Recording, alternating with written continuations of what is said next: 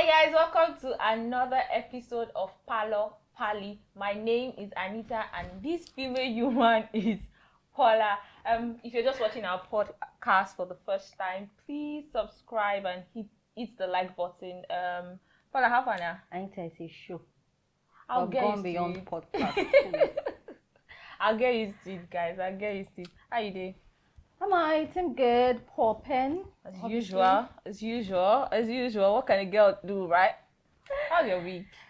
It was good. Please talk Lit. about Zanzibar. How was Zanzibar? Zanzibar, baby. This girl went on a vacation and she was just disturbing my timeline. Zanzibar was lit. Let's leave it at that. I'll gist you later. Zanzibar. We'll do a full episode on Zanzibar and I must ask you that question. And I will come correct with content from Zanzibar. Whatever. People will go vacation, not bring anything. Guys, today we'll be talking about something. She said I'm annoying. We'll be talking about something very, very interesting. I saw a video, I think sometime last week, that made me want to talk about this. It's about gassing yourself up and how do you strike that balance. You know, we are in a generation where there's just this very, very prominent conversation about self-love, be your own cheerleader. Nobody will hype you the way you hype yourself. Tell yourself you're beautiful, affirmation, look yourself in the mirror every day, that kind of gist, you get. So, and there's another spectrum where people think that kind of conversation or ideology is very selfish. Firstly, what do you think about all of this? Okay. First, I like to tell stories, so I'm going to say something now. Adichie herself. Come on now. So again, throw back to when we were in school, and I had this friend. I can't just call her this friend. You know her, Erasing. Now, I like to think myself. This is me now gassing myself up. I like to call myself a very modest person, right? Well, I agree with that. Erasing was my baby girl, like my G. We would get dressed. Erasing didn't need to be dressed. Scratch that. There were so many occasions where we would go out, or we might just be strolling, going to buy bread or something, and someone would look at her and say, "Wow, you're so pretty." If someone tells me, "You're so pretty," I think I just smile like a coy smile or say thank you. But Erasing was always like, "I know." Yeah. I know. Now, at the time, it was a problem for me because I felt, guy, you don't have to first. I didn't know exactly where it was coming from, but it was like, I felt she wasn't being proper about her response. You're supposed to say thank you. Thank you, right? But she had her own, she always had her own defense. She would say she had a mirror in her house. She actually does know she's pretty. She doesn't want people thinking that's the way to get to her. I started to respect Erasing more. I feel like it was when I started to learn more about self-love, myself, and then permit me God's love for me. Now, this self-love thing is biblical, I would say.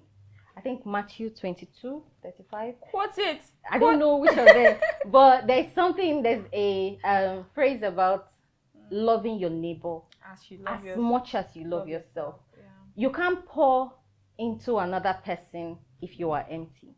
True. Right? Yeah. There's also the part of getting carried away with empty, I would call them cliche, all of these quote unquote. Do you get it? Yeah, exactly. If you don't have a proper sense of self, it's very easy to get carried away, especially in this day and time. So yes, I would say that finding a balance is actually what's key.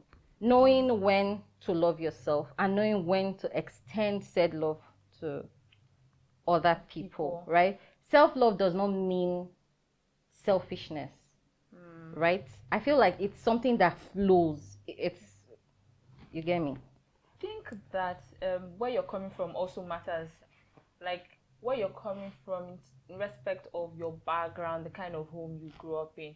So if you grew up in a home where you were always applauded, you were cheered on, you were told of how exceptional you are, how beautiful you are, I think when people pay certain compliments to you, it's not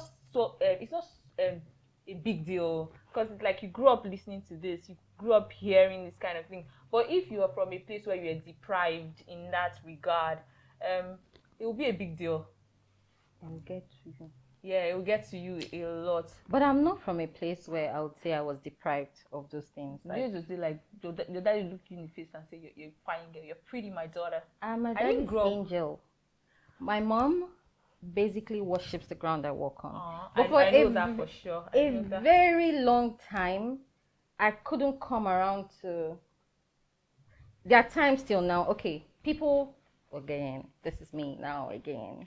Shit. People do the whole you're smart and it's a problem for me. Yeah. I can't accept. I don't know how to take compliments. I have that with you. Like I have that problem with you. I'm like, Paula, you are fantastic. How can you not see yourself? You're mind blowing. Like I think I adore you because I feel like you are so much more. But you're like, it's just me, Paula, and I'm like, girl. But I agree with you. For me, I didn't grow up in a home where my parents looked at me in the face like and say, "Oh, you're pretty" or "You're fine." But I think my parents showed love in a different way.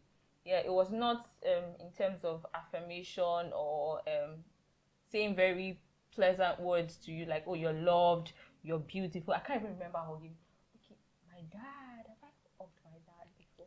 I think I've hugged my dad a couple of times, but it was not something that we did, very frequently. My mom too, we don't hug and say, "Oh, you're the prettiest girl in the world." But I think my own self-love and self-awareness grew from my identity, knowing who I am in God. So that's the deepest and strongest truth I have. So basically, you can't take that.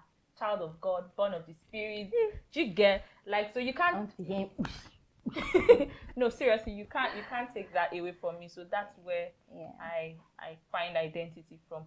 But like you said, balance is key. So so the next question that's popping in my head is, how do you strike that balance? Because you don't want people to take advantage. Some people just use this as a means of leeching on.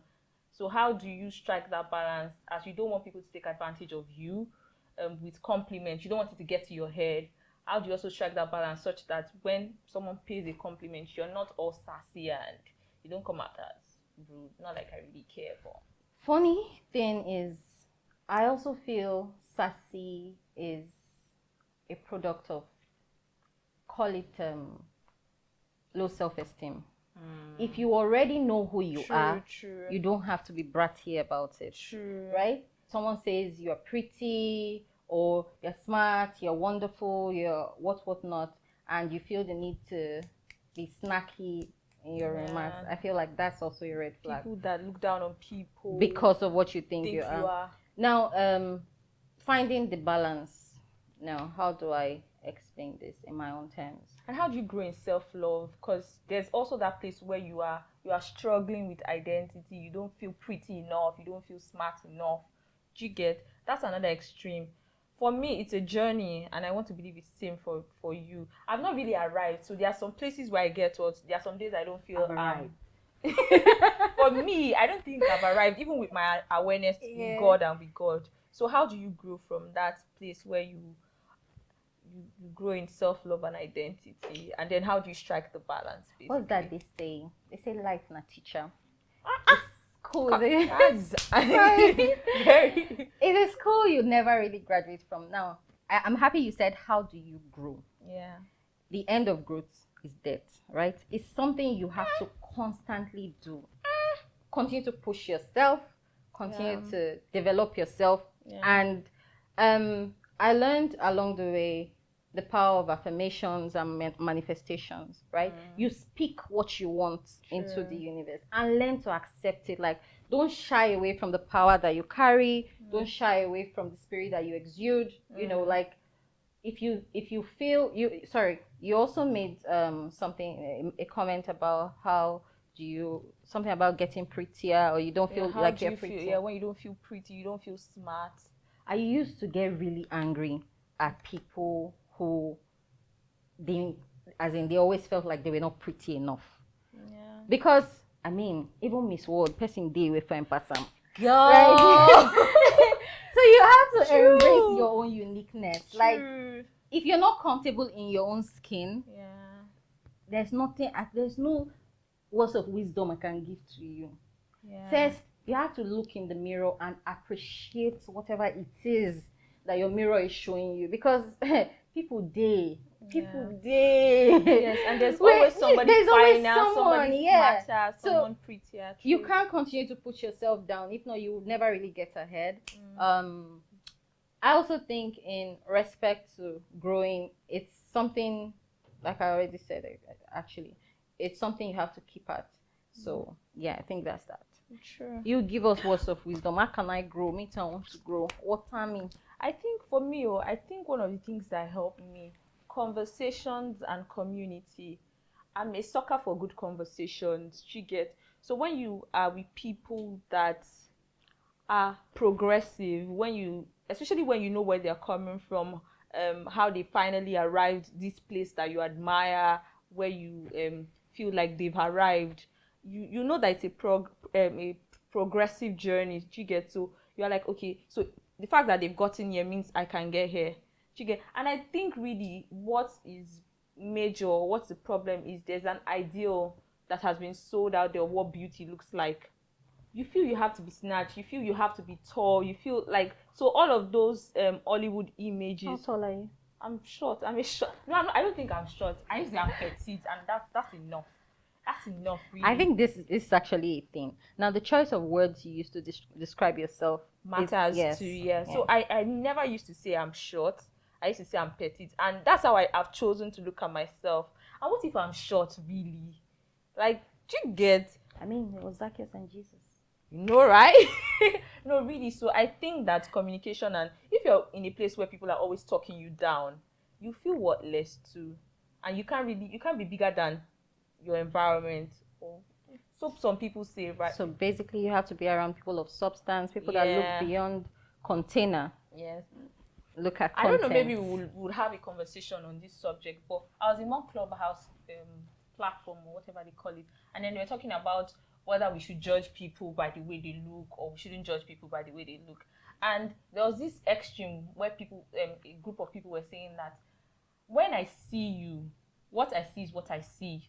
She get, and as much as the ideal thing to say is, oh, don't judge people by the way they look, by appearance and all of those things, but there is, because we're all humans, and there is this by nature or nurture, we build certain ideologies, perspective and all of those things. So when I see somebody, I have an impression. It behoves on me to now go beyond, oh, I will not conclude on you based on what I see. I would look beyond this appearance and have a conversation. But where I have a problem is where you choose to deprive people of an opportunity just because of appearance. I think that is demonic. Yeah, that's my 2 cents, guys. That's my deep word for you all. I think that, any last words, because we gotta wrap this episode up. It's not first. Lastly. It's not lastly too. I was going to ask you a question. Yeah. Right. In this conversation, it can strike anybody out there as us being politically correct. We've said things that we've heard over and over again. Sure. But I would like to ask you if you have. I feel I have an internal bias. I'm a human being sometimes, and this thing you just said about judging people by their appearance. Are there times where you unwillingly just there's also the way you dress, the way you are dressed, kind of thing. I had this friend, Jesus Christ, sorry, I'm going to judge a lot of you. I had this friend that every time on her WhatsApp status update, she always had a friend that was celebrating. Now at the time we were all up and coming. Yeah. Me, I've arrived. We're all up and coming, and she always had this friend that was obviously in our maybe age grade, like peers and all that. But she would always put happy birthday to CEO Kini. CEO one thing.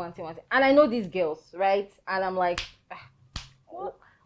wait. At the time, I had a problem with it. Why? Because I just felt it was posturing. I felt she was doing it for the wrong reasons.